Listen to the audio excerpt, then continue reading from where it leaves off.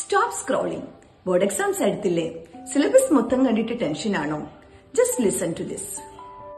Simple truth പറയട്ടെ, 80% mark വരുന്നത് 20% ടോപ്പിക്സിൽ നിന്നാണ്. ഇനിയും പഠിച്ചു തുടങ്ങാത്തവർക്ക് വേണ്ടിയിട്ടുള്ള പ്രാക്ടിക്കൽ ഐഡിയ ആണിത്. എല്ലാ ടോപ്പിക്സും ഈക്വലി പഠിക്കണമെന്ന് ചിന്തിച്ചാൽ അത് പ്രാക്ടിക്കൽ അല്ല. Immediate action. Previous year question papers open ചെയ്യൂ. അതിൽ നിന്ന് ഏറ്റവും വെയിറ്റേജ് വരുന്ന 3-4 ചാപ്റ്റേഴ്സ് തിരഞ്ഞെടുക്കൂ. അതാണ് ഫസ്റ്റ് പ്രയോറിറ്റി. ഓരോ ചാപ്റ്റർ ആയി പഠിച്ചു തുടങ്ങുക. റിപ്പീറ്റഡ് റീഡിംഗ് വർക്ക് ചെയ്യില്ല.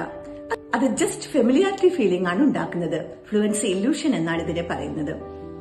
ഒരു പേജ് പഠിക്കുക, ബുക്ക് ക്ലോസ് ചെയ്യൂ, വോളിനോട് എക്സ്പ്ലെയിൻ ചെയ്യൂ. നിങ്ങൾക്ക് എക്സ്പ്ലെയിൻ ചെയ്യാൻ കഴിയുന്നില്ലെങ്കിൽ മെമ്മറി ഫീഡ് ആയിട്ടില്ല എന്നാണ് മീനിങ്.